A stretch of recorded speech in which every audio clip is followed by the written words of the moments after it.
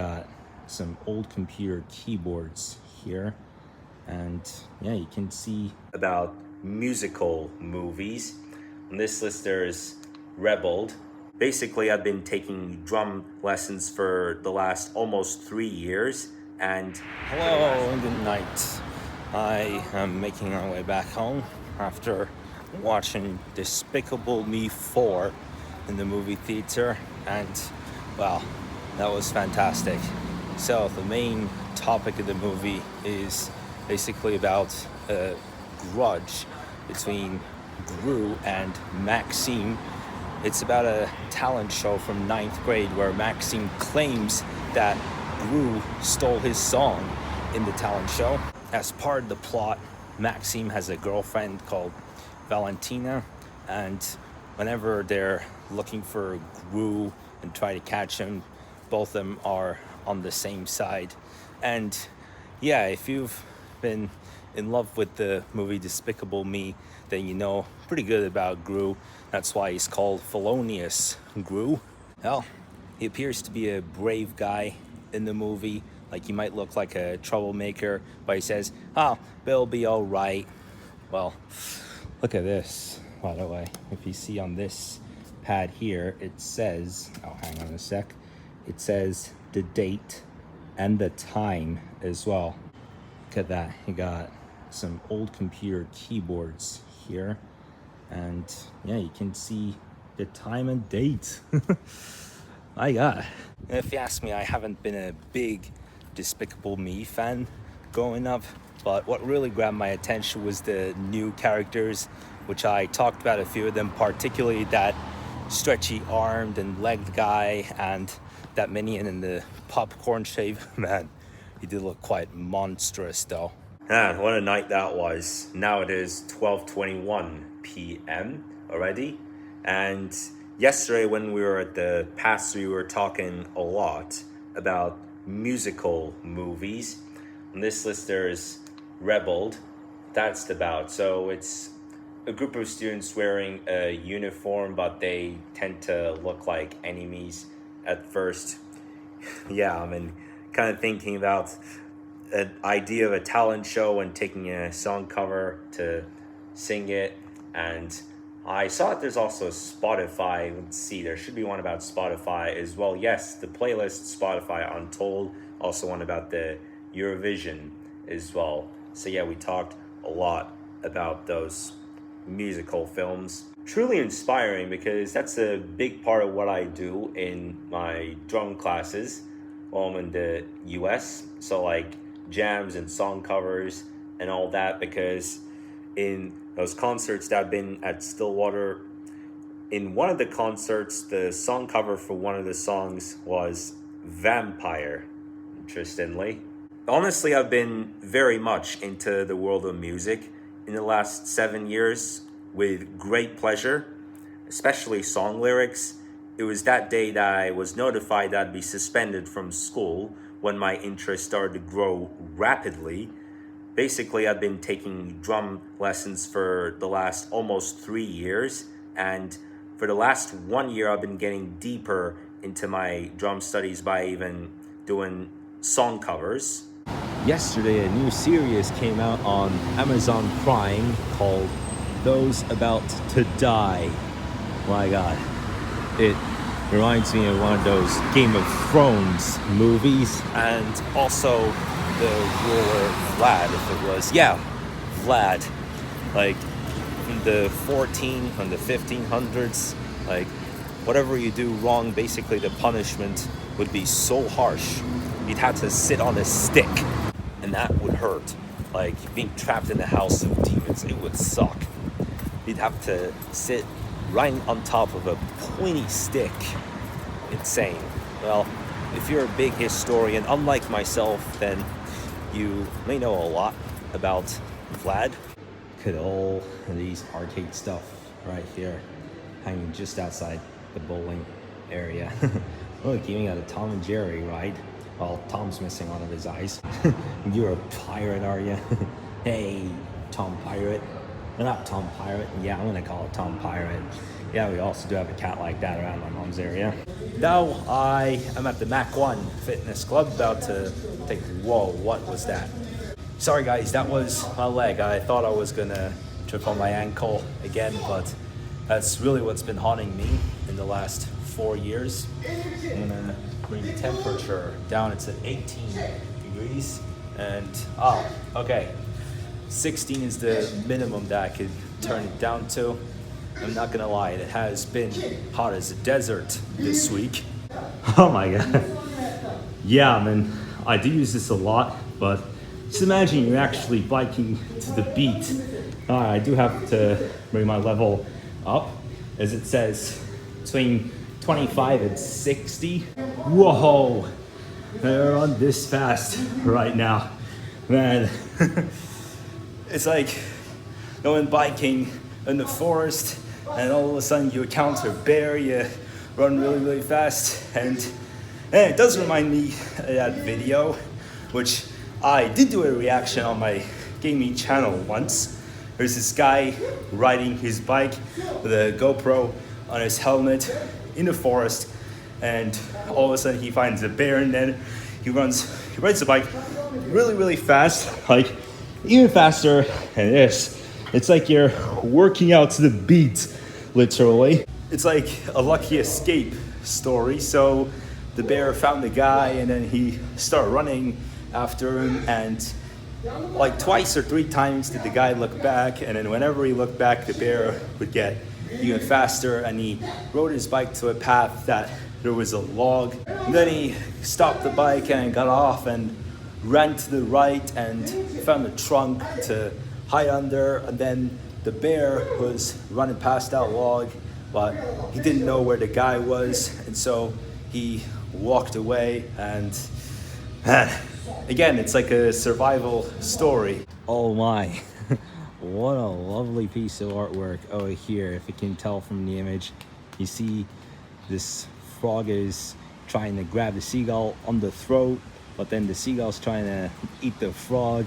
And like, who is actually trying to kill the other, you might say? Oh, here's a riddle.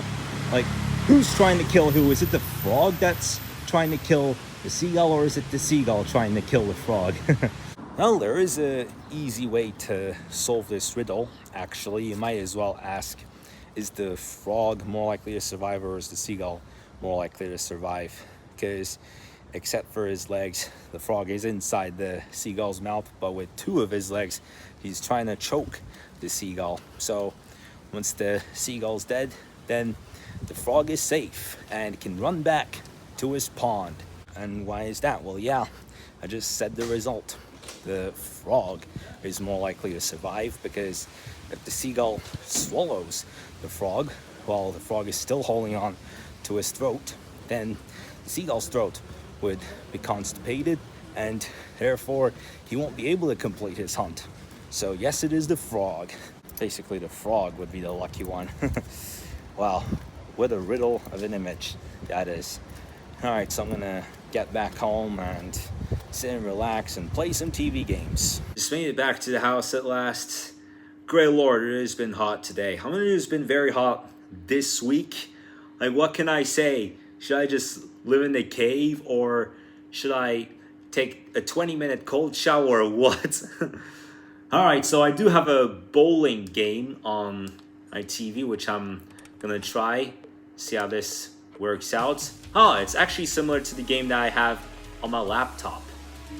Yeah, I mean, you can see from the graphics, it does look quite similar to the game that's on my laptop. Oh, okay, that was... Hell, man, that was so low. All right, I'm gonna get it to be faster. Okay, from here again, from the power, and let's try this. What the? Just one? Round 2 now. Oh my god, I've only knocked 1 pin. All right, let's see how I'm gonna do with this one. Whoa, I almost got a strike here. So let's see if I can get a spare. Yeah, that was an embarrassing first round, but the second round, first hit, and I got 9 pins. All right, can I knock that one down to the left? Yes, I did. There. Alright, now for the third round. And I'm gonna try and get it like this. Oh, again, 9 out of 10.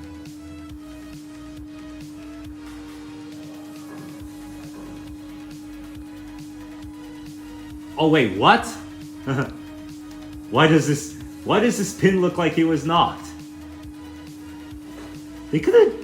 That one could have been a spare. Oh, sorry, a strike. That one could actually have been a strike. There. Wait, is it gonna be a... Yes, it is a strike. Yeah, man, that could have actually been 2 strikes in a row.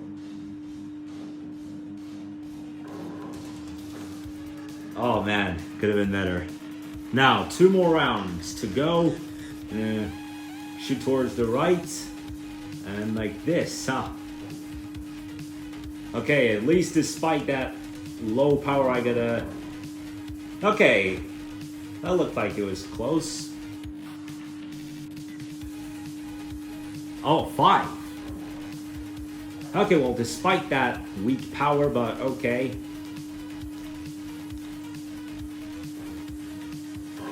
Oh! Yeah, I mean, the first shot was pretty bad, but despite that, I knocked 9 out of 10 pins on that one. Now I get into the final round with 97 pins.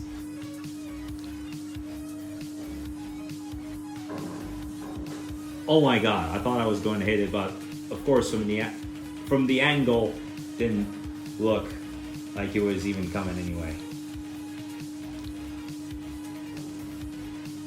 Oi! My god, I get an extra throw. I get an extra throw.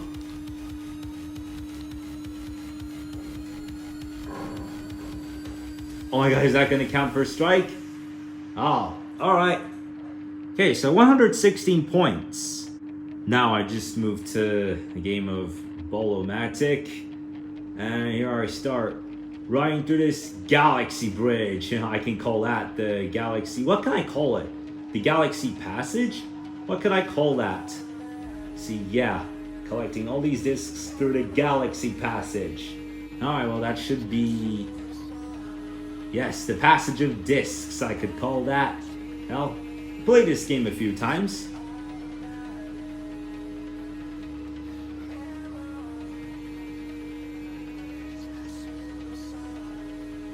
Oh my, no way. Yeah, I mean, I jumped at a pretty bad time. I don't know why, like, it's really annoying the fact that it says press any, like, there's 2 press any key to starts, which is really weird.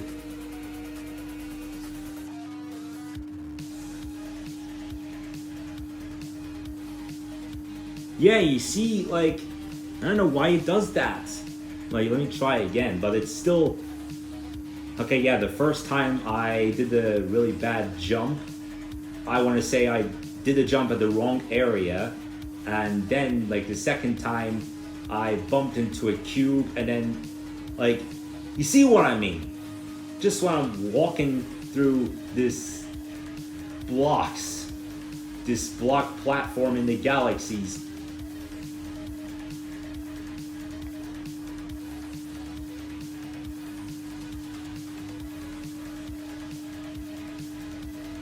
oh man, it was it was just around that area when I had last died, but you see, that's a really glitchy system, I know.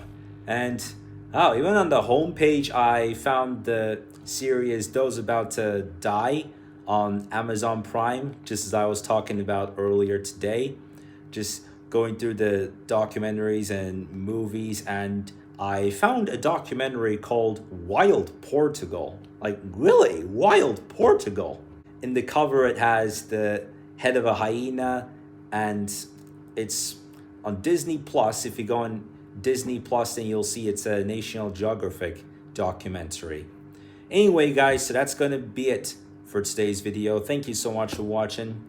I shall see you tomorrow in the next J&J Journeys episode. Bye.